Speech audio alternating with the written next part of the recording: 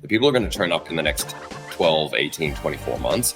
Those people, we want to be their portal to be on chain, right? Like we want to be able to get them on chain in a safe way and not have them go via Binance this cycle, right? That is ultimately my goal, is to be able to have new users show up and be able to sign up to a platform that gives them access to a bunch of different protocols on chain, whichever chain they want, whichever cool new tech is available, without putting themselves at risk. This episode is brought to you by Access Protocol. You'll hear more about them later in the show. This episode is brought to you by Helium Mobile. They've created a crypto-native phone plan for unlimited talk, text, and data for just $20 a month. We'll chat more about them later in the show. Before we get moving on today's episode, just a quick disclaimer. The views expressed on this podcast by either myself, my co-host, or any guests are their personal views and do not represent the views of any associated organization. Nothing in the episode should be construed or relied upon as financial, technical, tax, legal, or any other advice. Okay, let's jump into the episode.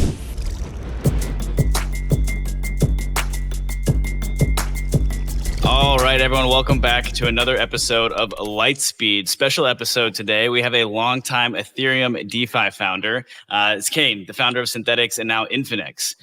So we got some interesting news here, which is Infinex is going cross-chain, and the first non-EVM integration is Solana, hence the perfect pairing between Lightspeed and Infinex. So for our audience, we're pretty Solana native, and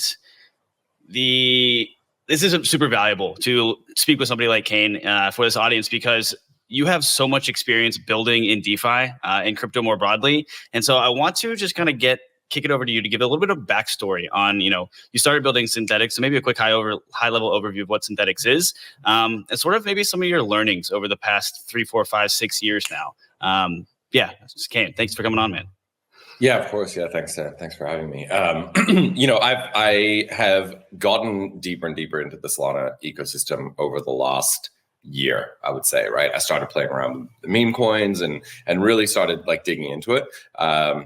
So my history in crypto goes back to a payment company that I made even pre DeFi that allowed people to buy Bitcoin.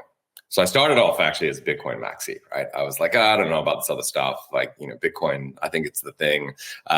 I came from an online retail background. And so I had this idea, this very dumb idea that Bitcoin was going to solve the chargeback problem and, all of the payment rails issues that, online retailers deal with, et cetera. So, I was very bullish on that use case, which turned out to be nonsense, but, it was a good idea until stablecoins came along.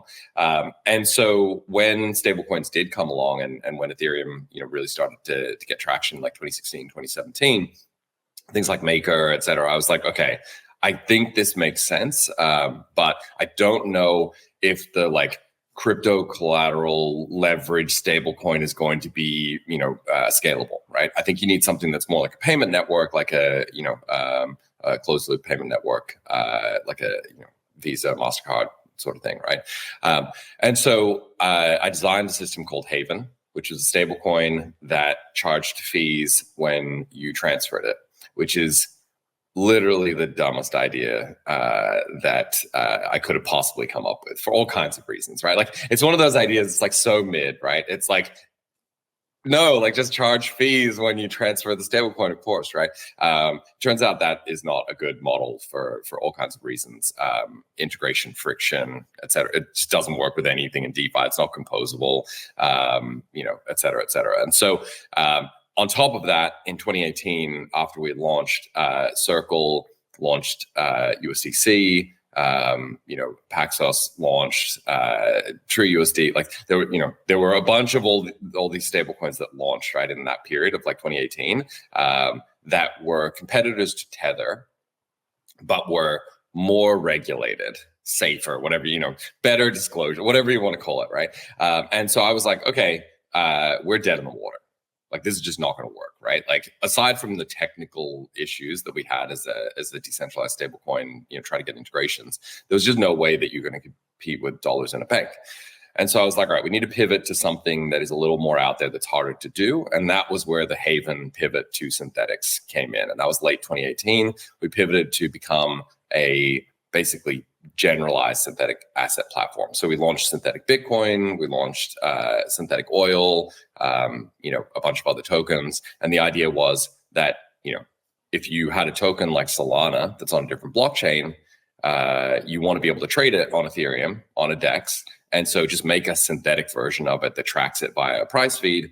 And now you've got the ability to get exposure to Solana, on Ethereum. Right, rather than wrapping in a bridge. This is pre-bridges. Like bridges were not even a thing at that point, So, and that's kind of how I got into, I guess, the DeFi,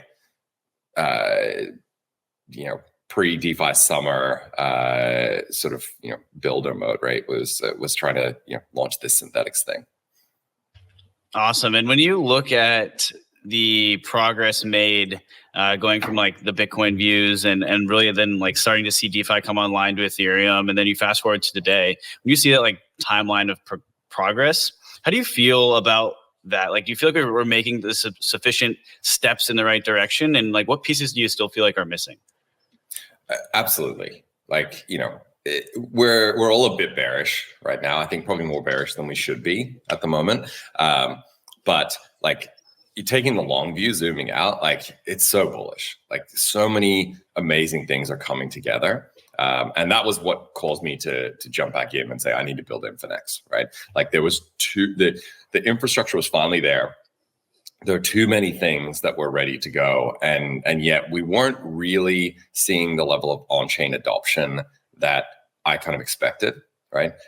We're, especially last year, right? Where it's like in the depths of a bear market, and you had whoever was left, right? All the tourists had left. The people who were still here were all in for whatever reason, right? Like they were all in, they weren't going anywhere. And yet 80, 90% of those people that were still here in the depths of a bear market were trading on centralized exchanges.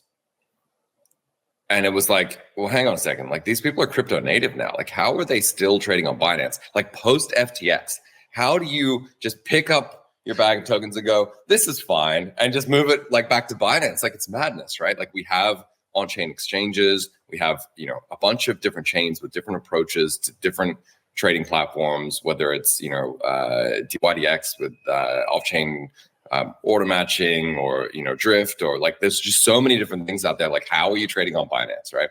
And the conclusion that I came to was that it was really just the onboarding UX. Binance and Bybit and OKX and Coinbase, they give you a Web 2 experience, which even if you are a crypto native, is just easier and better than what you have if you are switching between Solflare and MetaMask and Rabby and Frame and all these different things. It's just it is a better experience to be able to, on any device that you have, go and log into Binance and do the thing you want to do. And we just weren't competing with that. And so the thesis was, replicate that UX, build something that replicates that UX, and that was the initial kind of starting point for Infinex. I love that, and you're calling Infinex the UX layer, so that really feels to tie in the vision of like what exactly you're trying to do. The other reply I see when people ask us the same question, like, okay, well, why are we still having people use sexes and when we have a plethora of perp sexes these days? And like, what's the edge there? I agree with the UX point. The other one is liquidity. How do you think about the aspect of like liquidity and what needs to happen so on-chain liquidity actually flips centralized exchange liquidity? I mean, it's an interesting one because an exchange is a network effects business, right? You need, network effects are incredibly powerful, and you can see that like liquidity can flow in and it can flow out very quickly, and liquidity begets liquidity. But I think the liquidity question for the average user, right? And this then comes down to like order flow and adverse selection. If you are a market maker or a sophisticated trader, right, you want retail flow. That's what you want. Right. And so even, like Binance has the retail flow. That's where it is. Right. That's where you get the most silky flow you're going to get is going to be on Binance. Right. And I think that for the average user, the difference between Binance liquidity and Drift or Hyperliquid is like non-existent from a liquidity perspective, right? If you're a whale, of course, right? If you're a market maker or you're an OTC, desk that's trying to like offload, a huge block trade or whatever, yeah, of course you want liquidity, and that's where Binance, is has an advantage. But even honestly, by the time we got to, like late last year, the liquidity difference was actually not that great, even for large trades, right? Even for block trades of like $500K, $1 million, right?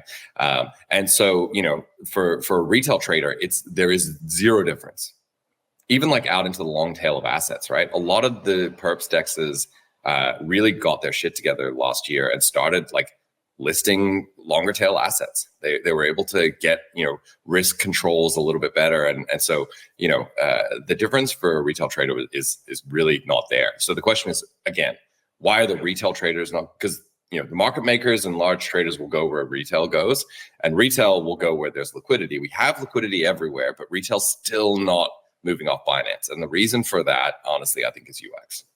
Fragmentation is a huge problem for Ethereum, but also for the subscription industry. We all know the pain of tracking which subscriptions you're paying for and the hassle of trying to cancel them. Well, Access Protocol is here to help with a new way to consume content via staking.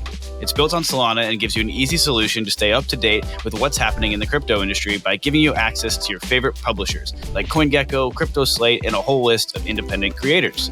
The ACS token, that's the Access token, is staked to gain access to all of that creator's content without the hassle of having to manage a subscription. If you want to give it a try, check out the link in the show notes to claim a free NFT that gives you access to a creator's content. All right, let's get back to the show. Improving UX is definitely challenging, especially in a world where it's kind of like ruled by self-custody, if you will. And I think that's for the better, right? The optionality that crypto provides to have the ability to hold your own tokens, hold your own value, super, super important. But it creates this UX barrier of having to remember a private key. So how are you thinking about like more broadly the crypto UX as well as that like mapping that across chains, then just like, it's like almost like an exponential curve of complexity? Yeah, I mean, the onboarding process that we have, right, at the moment, when it comes to a new wallet or whatever, right, and this, you get an airdrop Starkware or whatever, right, like you got to go install a new plugin or download a new mobile wallet, save a different seed phrase, put it somewhere. You shouldn't be putting your seed phrases into any digital format. You should be writing them down on a card, right, and so whether you have a hardware wallet or not, if the hardware wallet doesn't support it, now you have a different hardware wallet. Now you got a Trezor and a Ledger, and you got some that you don't have a hardware wallet that supports it. And so, you got a bunch of seed cards, right? Like my, stack of seed cards is like that high now, right? And, if you want to go and figure out like which one of those is the one that, and like, yeah, I wrote down notes, in 1986 when I like put the seed down where I was like, oh, this is definitely this one, right? I had this issue. I had to go, to my vault and like pull out some seed cards about a month ago. And I was like, I have no idea which one of these is which, right? It's a bit crazy to think that that's a great idea, right? It's a bit crazy to think that we have, metal etching kits where you can etch your seed phrase into metal and then bury it in your backyard. Hey, you said you were a Bitcoin maxi, and now your true colors are showing there. Exactly, right? Exactly. I've been there. And so, the reason why it's that big is like one of them is metal and then it's a couple of pieces of paper on top, right? And so, the thing that I think we have not been able to do, right, is balance this trade-off of self-custody, right, and like cryptographically securing assets, right, with the trade-off of UX, right? Like I just want to be able to sign in anywhere. As soon as you have a concept of signing into something, right, you have a third party that's going to be involved in that somehow, right, that validates that auth method. But in the last 2 years, right, FIDO Alliance has been able to, and like I have a view, and maybe this is wrong, like I'm sure someone from FIDO would be like, you're on crack, but it feels to me like the passkey direction, like we've had cryptography for a long time, right? Like where did passkeys come from? How did this idea sort of arise that like it was a good idea to have like a cryptographic token, right? That would allow you to, validate who you are, right? Like almost like a custodial piece of, information that you could then present, right? And say, I have self custody of this piece of information. I'm going to present it to you. It feels very crypto. It feels like there's a flow back of Web3 stuff into Web2 with passkeys. And so I think once people try, at first I was like, passkeys, get out of here. Not interested. Like, don't want to touch it. And then I started using them and I was like, no, these things are actually really good. Like, it makes sense to me as a crypto person. I get why passkeys are valuable, right? And so we were, I think, pretty lucky in that when we launched, the wave of passkeys, like the shift towards passkeys away from passwords, was just at the right place, right? And so we just said, we're not going to do passwords. We're just going to lean into passkeys. And of course, there's a bit of friction. It's a new tech, but like, come on, guys. Like, the people who are like, this is janky, I don't like it. I'm like, you've been in Web3 for 5 years. Come on. Like, you're trying to tell me that passkeys are bad, that like you can't transfer your passkey from your Linux box to your Android phone. Like, come on, like, let's have a reasonable bar, right? And passkeys now are very good. And so the idea is that if you have a passkey, that passkey can unlock a private key, and you can create a relationship between the passkey and the private key that is stored somewhere using, all kinds of fun tech, multi-party compute, et cetera. There's a bunch of people that are trying to solve this. We use Turnkey. We use a particular solution, but we looked at Lit. There's a bunch of people that are doing this kind of key storage stuff. So you've got a passkey that can unlock a private key that can then do a transaction, right? And it can be custodial, but you can transfer it around in a way that you can't transfer a seed phrase around, right? And you can also revoke them as well. The problem with the seed phrase is once someone can have your seed phrase and they can sit there for the next 100 years waiting for you to put funds into that thing. And as soon as you do, they'll drain it. And there's no way for you to know whether it's compromised or not, right?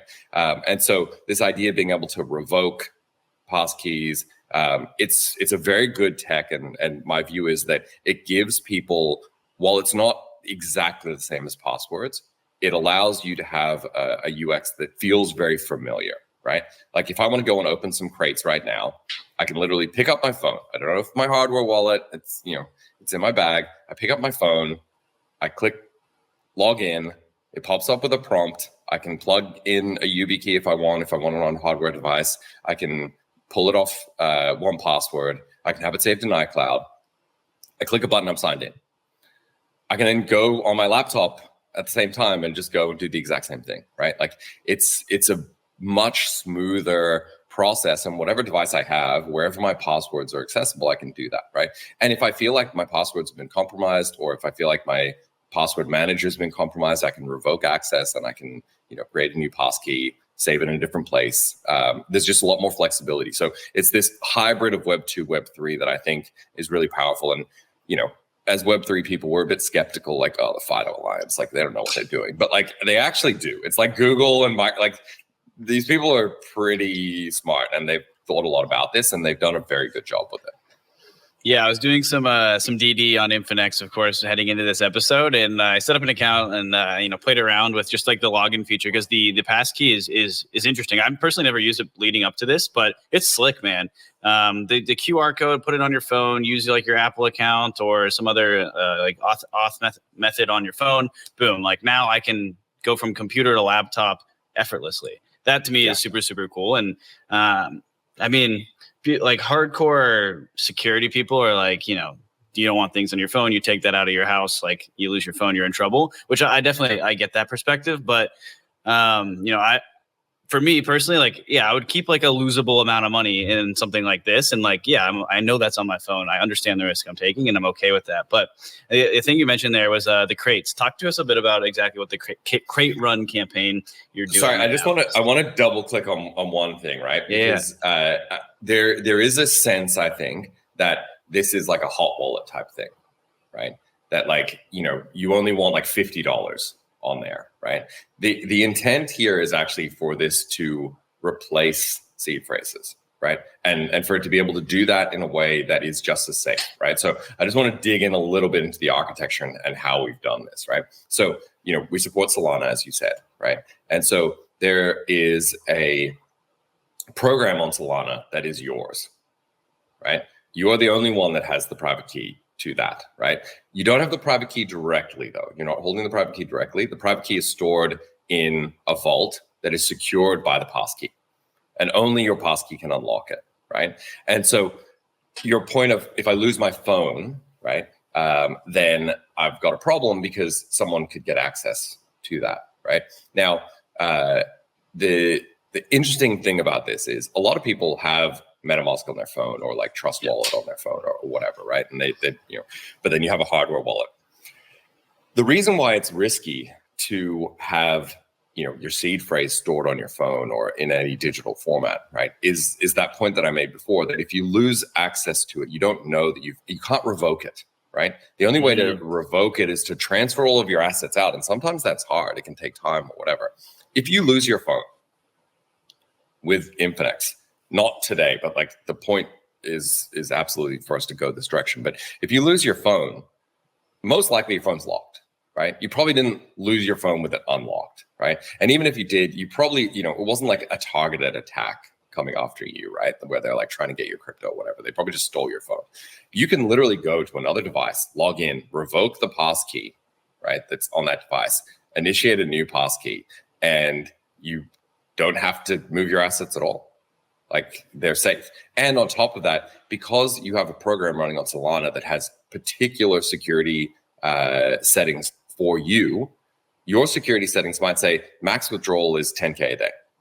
You can't withdraw more than 10K a day, right?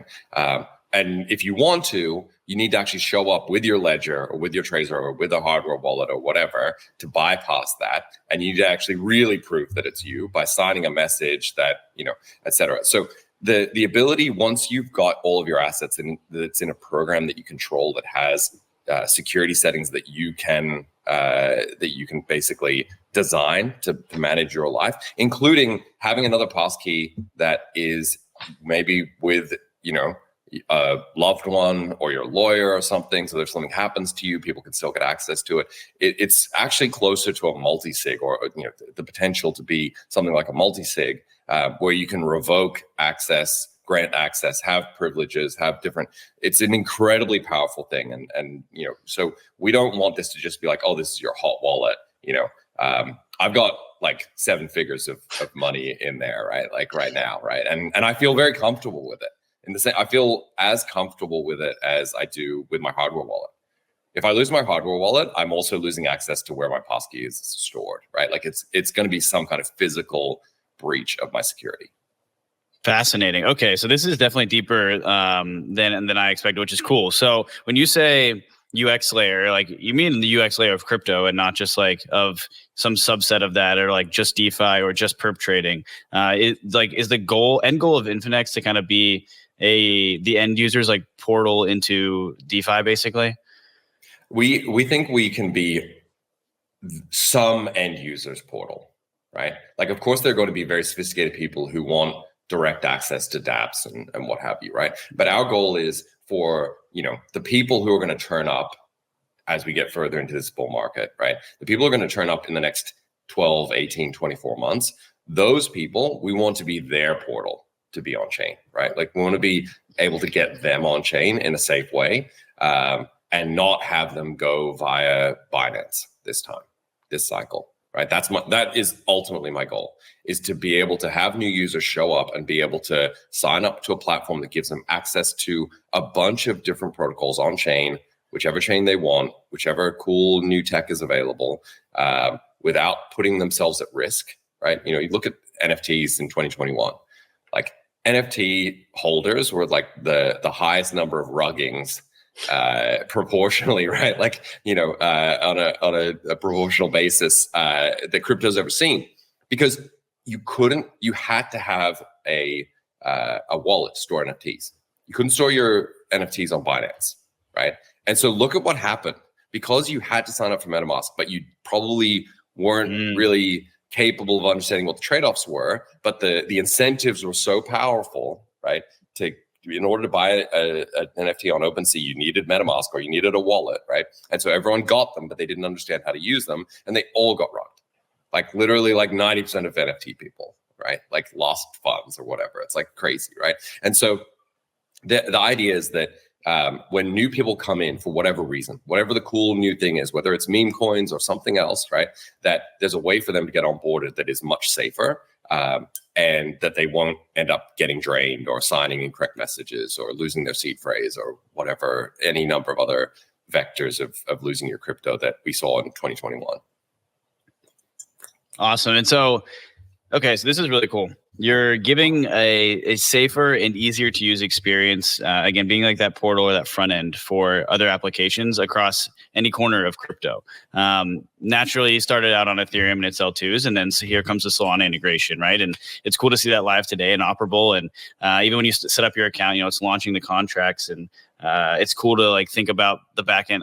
I like this stuff, so it's cool to think about like the back end tech of like pushing all of that live simultaneously. One thing that I want to come back to the distribution piece in a second here, but it's interesting to just think about your evolution as a founder. And, you know, you said you went from the Bitcoin maxi phase into like building on Ethereum, inherently had to end up in Ethereum maxi today, but here you are integrating Solana. And just to walk us through your thought process on like why Solana made sense. So we actually launched with Solana. Like the networks that Solana was there day one. Right. And that was critical. Like we went and found a team of Solana engineers who are amazing. And I was like, come with me. You live here now. Right. And they were like, this is crazy. Like, what's this ETH Maxi doing? Like, stop bothering us. Right. And I was like, no. Like, I get it now. I get like there's a trade and, you know, I understand, you know, why. Like I still remember I had that podcast with SBF and Kyle from Multicoin, where I was like, look, you know, there's a trade here for sure. I get it, right? Like the trade-off is like centralization versus, you know, decentralization and whatever. I think at the time, again, as an ETH Maxi, I was like, no, this is the ideologically pure way of doing it, right? As opposed to it's a spectrum. And I probably, you know, given that Kyle was on the podcast, and also I was not as skeptical of SBF as I should have been for sure, but like I was a little skeptical, right? Like there was definitely a financial motive there, right? I probably ascribed less, you know, kind of less to good faith, right? Like that there were good faith and, you know, again, like there were not good faith actors around, right? But there are people, absolutely, especially, you know, the people who are building Solana, who are acting in good faith and just believe that there's a different set of trade-offs, right? There's a different part of the solution space. And so I probably was a little bit silenced by that, right? You know, and thinking that like, oh, this is just, you know, a way of extracting value from the ecosystem or whatever, right? But in the end, I think Solana has proven that that's not the case, right? Like the ecosystem has evolved to a point now where it's like very obviously, no, this is a different set of trade-offs and a different part of the design space of decentralized networks, and that's cool. And so, you know, I've kind of had that epiphany over the last couple of years, and I forced myself to really get in and like do Solana transactions and understand like what are the trade-offs. And it's been so interesting. It's like literally going back, you know, in time in some ways, right? And like, you know, seeing people in the Solana ecosystem do some of the same dumb stuff that people were doing pre-DeFi summer, right? But then also weirdly have like way better solutions to things that we like never thought of, right? Like it's this weird mix of like, you know, people banging rocks together, but then they've got like, you know, 5G antennas like also like attached to their houses, right? And it's like, wait, like guys, do you know this? What's happening here, right? So it's been a really, really interesting experience to like immerse myself, and I force myself to like really go deep. I launched a meme coin on Solana to like test it out, and like did this cross-chain meme coin game for a while with like the synthetics community. It was pretty fun. But you know, the end result is that that I came out of that saying like, we have to have Solana. We cannot be credible as a neutral, you know, layer for on-chain protocols if we don't have Solana at this point. Like by late 2023, launching with just Ethereum and a bunch of L2s, in my mind, just disqualified us from having credibility when it came to the broader ecosystem. Now, it's taken me a bit of time to make that case. Obviously, like this podcast is a good place to make it as well. But we have really put a lot of effort into this, and like we got to the point where on the Solana side, we've made more progress on some of the integrations on the Solana side than we even have on the EVM side. We're not there yet. We're not ready yet to like launch those integrations. But like Jupiter, there's a bunch of stuff that we've been doing a lot of work on the background on, and I think it's gonna be pretty exciting that you'll be able to trade Bonk and then switch straight over to Pepe. And as a new user, you don't care really, right? Like you probably don't care whether one's on Solana or whether one's on mainnet, Ethereum mainnet or whatever, right? You just want access to the thing. And so that, I think, being incredibly neutral and just letting people go wherever they want to go and do whatever they want to do. We had to have Solana on day one. And it couldn't be like, oh, it's a fast follow, Ethereum mainnet's important and like we'll do Solana later sort of thing. Like I was like, no, we don't launch until we have Solana. I like that. It does make sense. Obviously, I'm biased. It does make sense as the first non-EVM integration. And I can tell you have definitely been in the trenches playing around. If you've quickly realized there are cavemen banging rocks together, just right alongside those GigaBrain engineers, like actually pushing Solana forward. And I have a question for you about Ethereum and its roadmap and just like pushing execution off mainnet and onto the L2s. That's kind of like the overarching goal of what a lot of the work they're doing is trying to do. And post EIP 4844, that looks great, right? We have subcent fees on a lot of the L2s today. And I'm curious, like, on Solana, median transaction fee is about 1/10 of a penny. On Arbitrum, it's about 5/10 of a penny. And like, how big is the difference going from like 5 cents to a subcent transaction? And maybe like for the average user, personally, I don't think they care, but for market makers or like very active traders, I'm curious if you had a different experience over the years of like those people caring a little bit more. Yeah, I think, people who are transacting on, a purely financial basis, right? Like, a market maker, right? Like they don't have a directional bias in the market, right? For them, cost is everything, right? Like you need as minimal cost as possible. But at the end of the day, they will go where retail goes. Like 5 market makers hanging out together in a room does nothing, right? Like if there's no actual flow there, right? They're just sort of sitting, it's like a Spider-Man meme, right? They're all pointing at each other, right? Like it doesn't do anything. You need money coming in and money coming out, right? You need retail flow.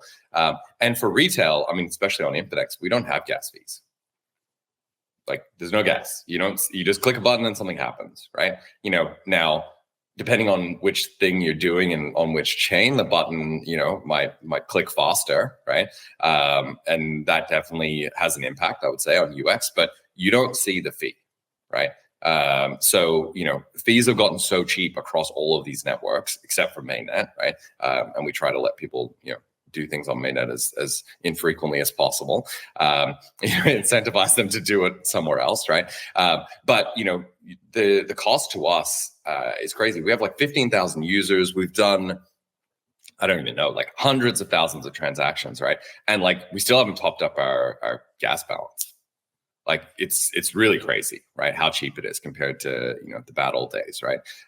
And so yeah, like my view is that we're cheap enough now that a platform can abstract away the concept of gas and it's not problematic.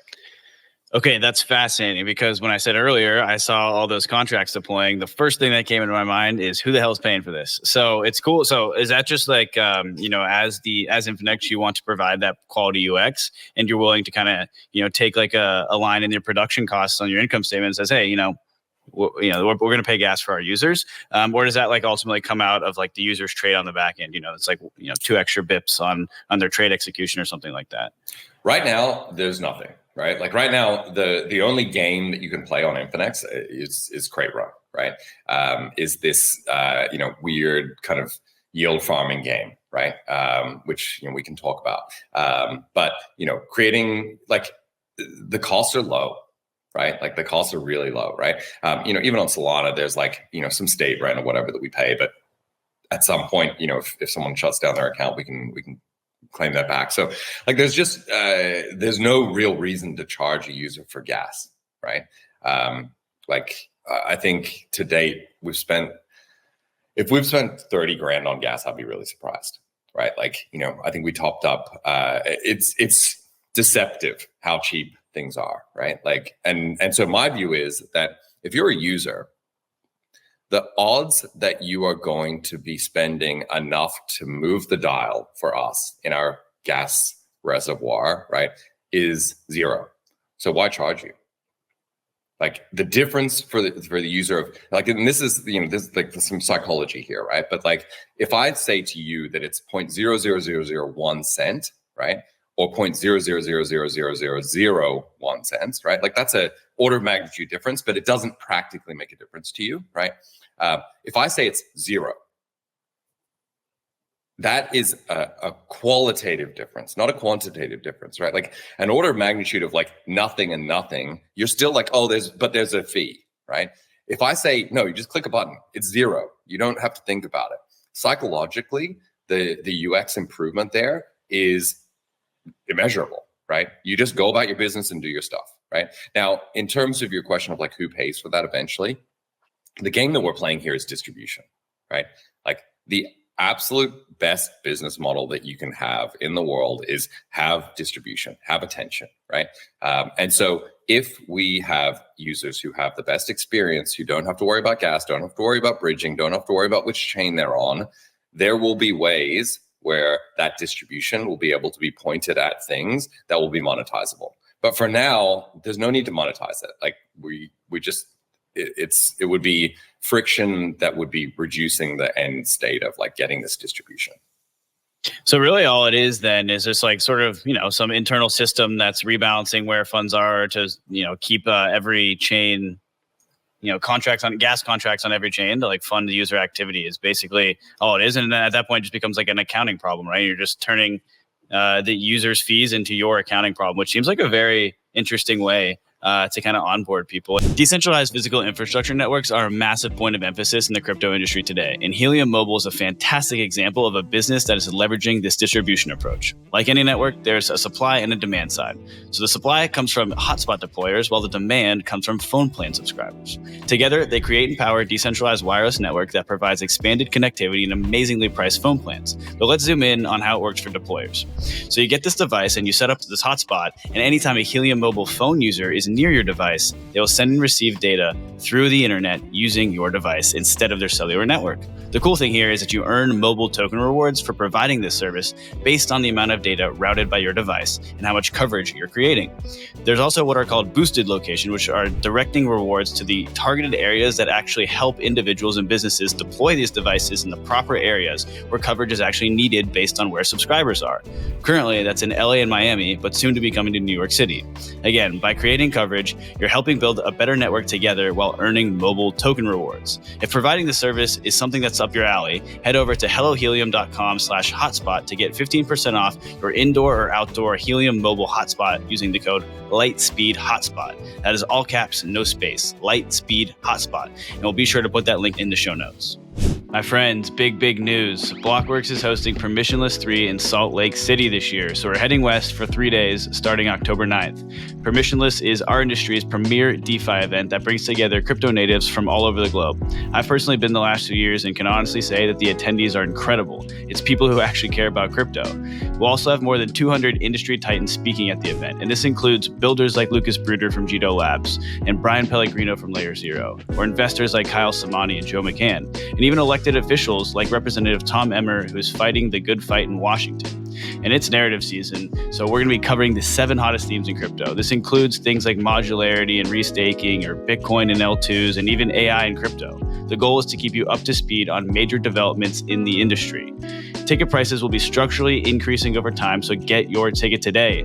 For my Lightspeed family, I got you. We're going to use code Lightspeed10 in all caps, no space, for 10% off your ticket. All right, everyone. I look forward to seeing you at Permissionless 3, and let's get back to the show. Talk us through what Craterun is and kind of what the goal of it is. So we have this launch season, right? The first part of it was speedrun. Speedrun was to get the initial account set up and initial assets on the platform, right? Drive attention to the platform. Attention is hard. Getting people's attention is very hard, right? So there's a million different things that people can pay attention to in crypto, and if you want to attract attention, you need to throw some money at the problem, basically, right? And so the idea was that we were going to give away about 3% of the tokens to users who created accounts who played the speedrun game, right?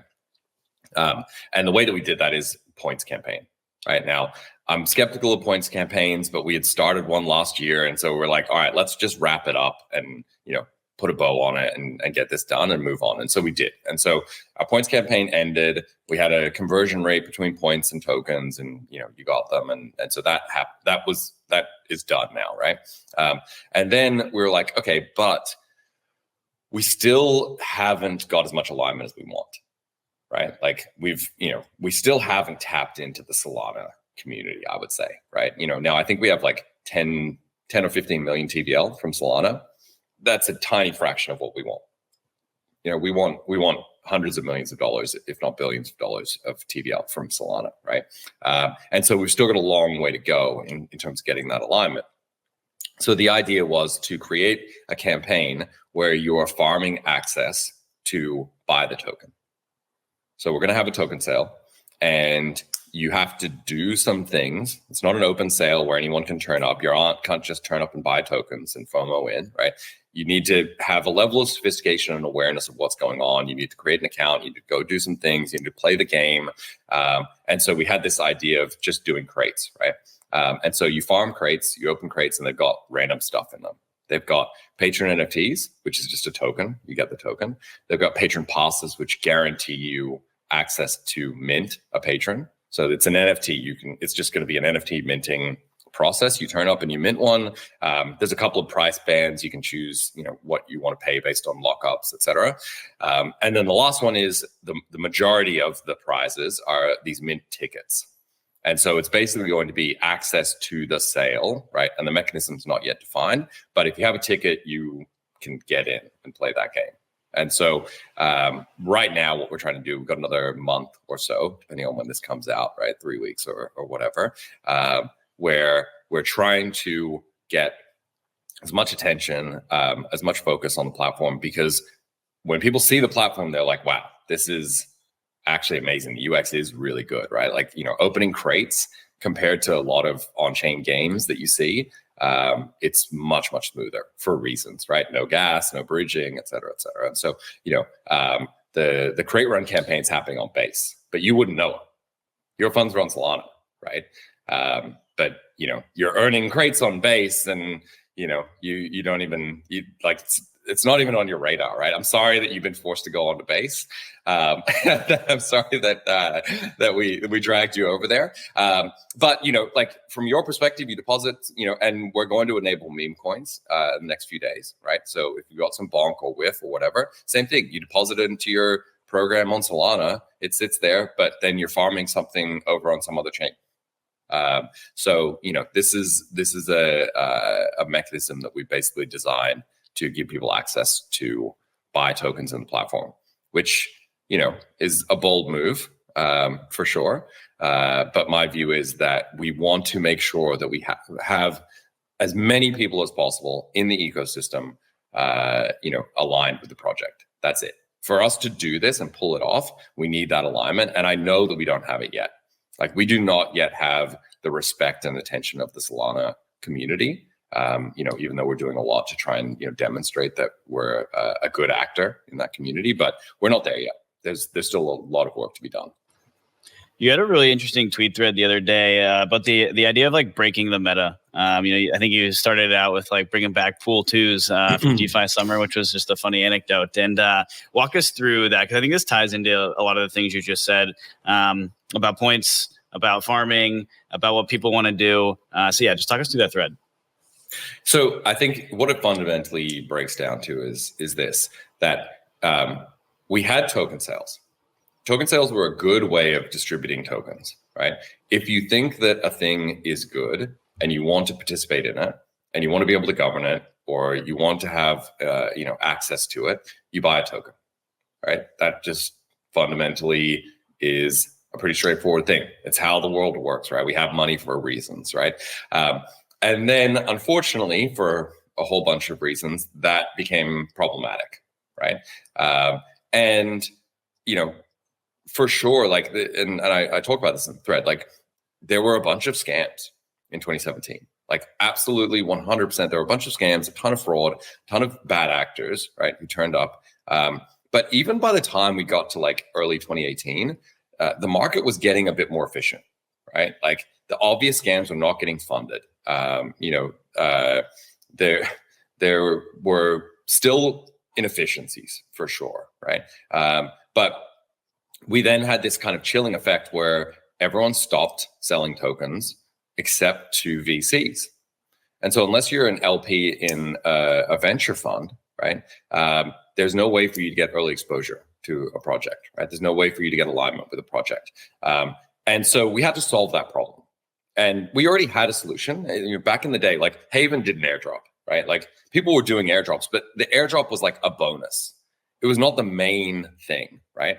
And then over time, it was like airdrops evolved to become like, if you could take someone from 2017 and show them like the angst over like the Eigenlayer airdrop, right? Or like the Jupiter airdrop, they would think it was insane. They would be like, what is going on? Why is everyone talking about this airdrop? Like, airdrops are not that important. They're supposed to be a little friendly bonus to your early community, not the only way to get exposure. And it becomes so fraught that, like, if this person gets a little bit more than me, but it turned into this crazy zero-sum game because there was no other way to get access. And so my view is that, like, letting people buy tokens is still the most efficient way of doing this, right? That's how you let people get access to a project.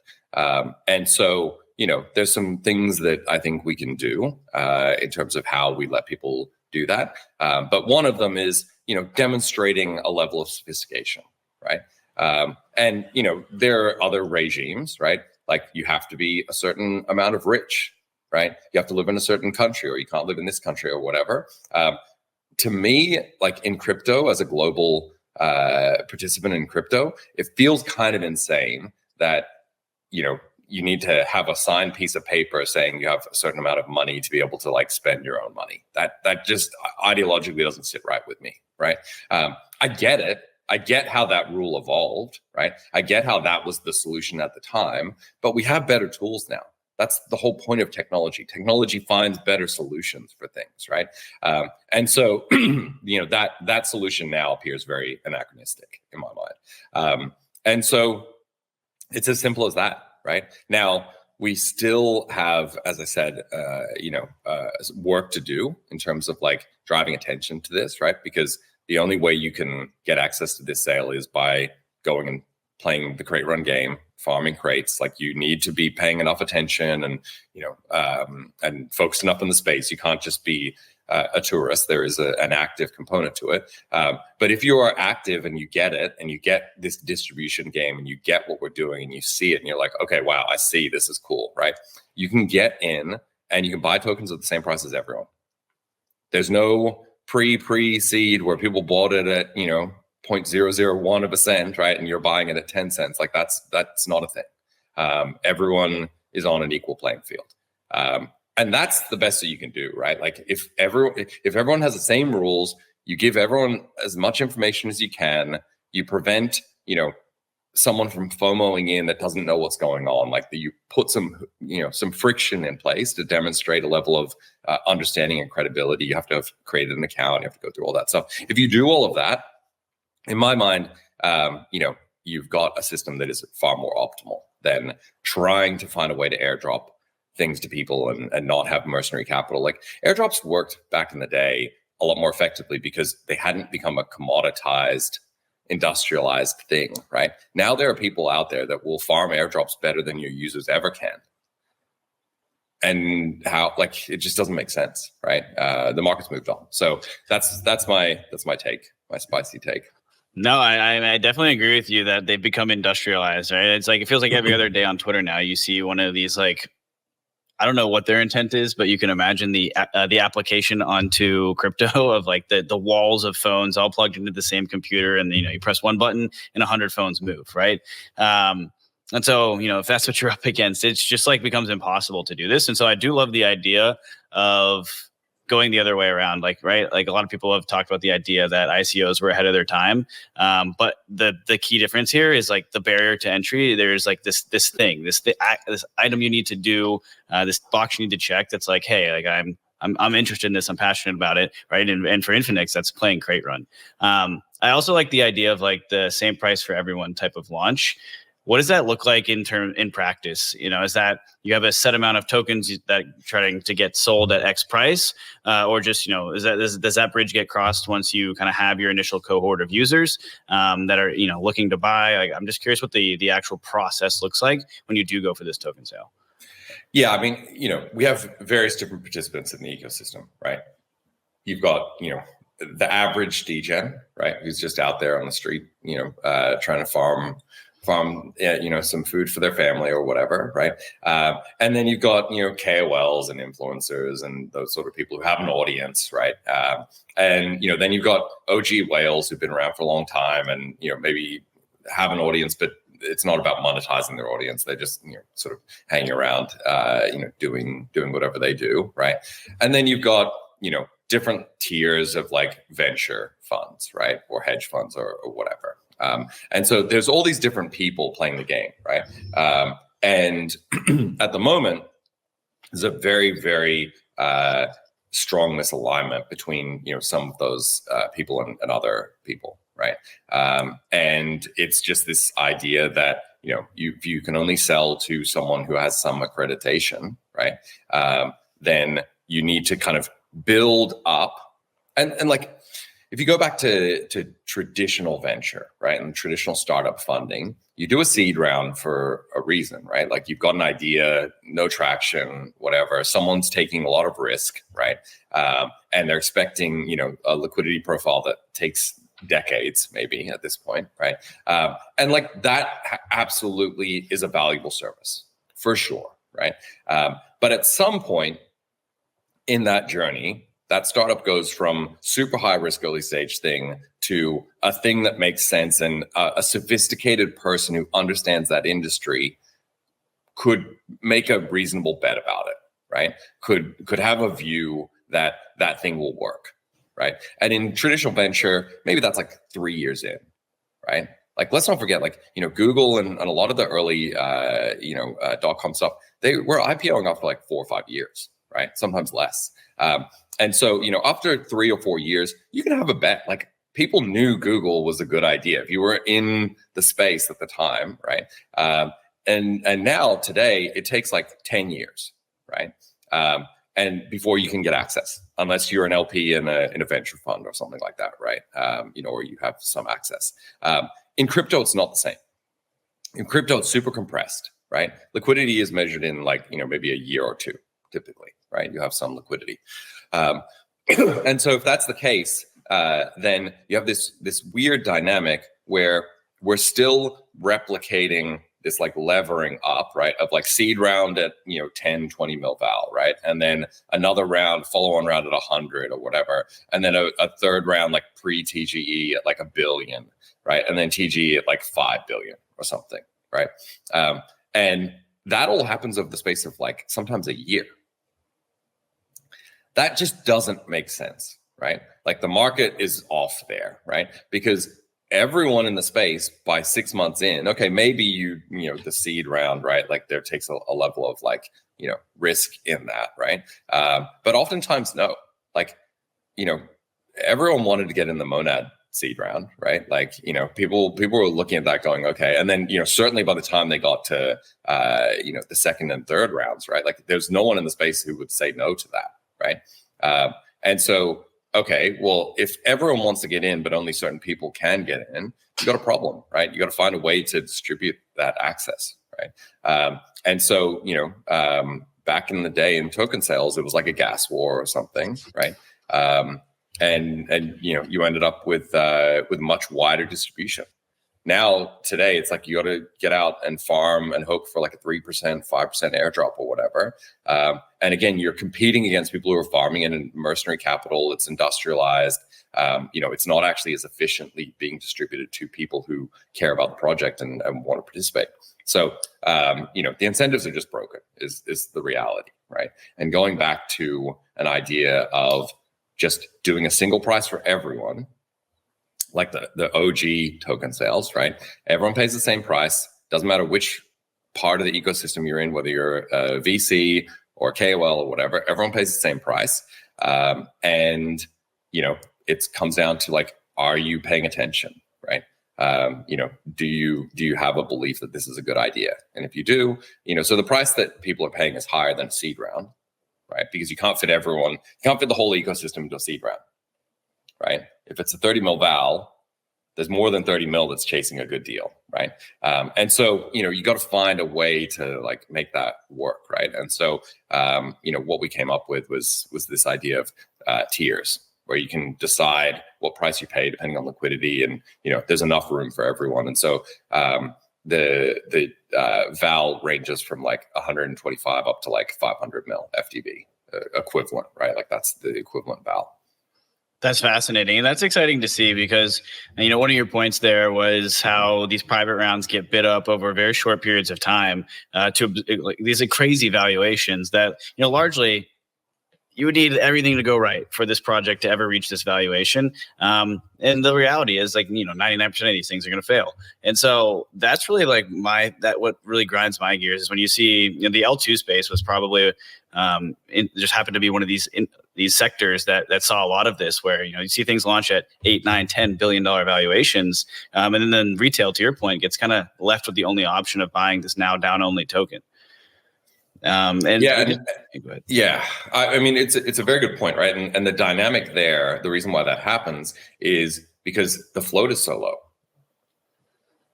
Because if you sell tokens to accredited investors, they have to be locked up. Yep. Right. So you can't have liquidity there. So you can only sell it to people who can't then sell it. And then you go, okay, well, what do we do now? There's no tokens. They're all locked. So you go, well, let's give 5% or 10%, maybe 15% if people are lucky, right? But then the problem is that 5, 10, 15% that you give now creates this low float dynamic, right? And 80, 90% of the people who got those tokens are mercenary, industrial farmers, right, who are just going to dump them. And so you don't even get alignment. Like it's just such an efficient model for distributing, access to the token. It just doesn't make sense. So I think the end result of all of that is you have this dynamic where tokens are not really circulating, right? There's not enough tokens in circulation, and so you don't have good price discovery, and that just leads to a dynamic where there's too much demand and too few tokens, right? So without like 20, 25%, 30% of the tokens in circulation, it's hard to get good price discovery. And that's one of the things that I think is important, right? We want to have good price discovery. The market's already structurally inefficient, right? When it comes to price discovery, making it even worse is not good for anyone. Yeah, no, that all makes sense to me as well. And maybe a tougher question to answer, but any timeline on like when you want to make this happen? I think one other interesting thing is like all of last year, we built this governance framework, right? I've been doing decentralized governance for a long time, and we invested a lot in our governance framework. And I took a bunch of things with different, projects that I've worked with who've tried different models, and so I've seen inside, a lot of different governance frameworks, and seeing what's worked and what hasn't. And I tried to. I had a couple of like really good governance people, and I tried to work with them to like design something that would be much more robust. And I think we've done a good job of that. I think we've got something that is is quite robust. And so like ultimately anything that I say is really aspirational, right? Like, it's my particular view and I'm not even on our council. Like our governance council is made up of 7 people. There's like ecosystem people, a bunch of other people. I've got a pretty strong view and I think, I do a good job of kind of making my case for why we should do things. But my view is genuinely that we should not do this until we have credibly made the case that people want to participate, right? Like until we've gotten the attention of the Solana ecosystem, the worst possible thing we could do is launch and be like, no, we did the thing. Like, why didn't Solana pay attention to us? And then 6 months later, people are like, this is crazy. Like, I didn't even know that Infinex existed. And now it's super cool and I love it. But like, I missed out, right? So we need to time that so that, we actually make sure that we get cut through in these ecosystems and people are paying attention. Strongly agree with that approach. I think that's definitely a lesson to learn from your DeFi summer days of getting the timing right is super, well, it's important everywhere, but especially this industry. Well, Kain, this was a fantastic discussion. Thanks a ton for coming on. Anything we missed? Anything you want to leave the audience with? No, I think we covered everything. That's what I'm thinking about at the moment. So, really appreciate you having me on. And as I said, right, like we need to make the case to the Solana community that, this is something that the people in the Solana ecosystem should be paying attention to. I think we're about to launch this campaign to support meme coins in the platform. And so, if you've got some meme coins, it's a good opportunity with low opportunity cost, right, to deposit some meme coins into the platform and give it a try. Yeah, I would encourage everyone to go check it out. It does feel like the UX layer is really the apt name for this. I love the approach with the auth sign-in key.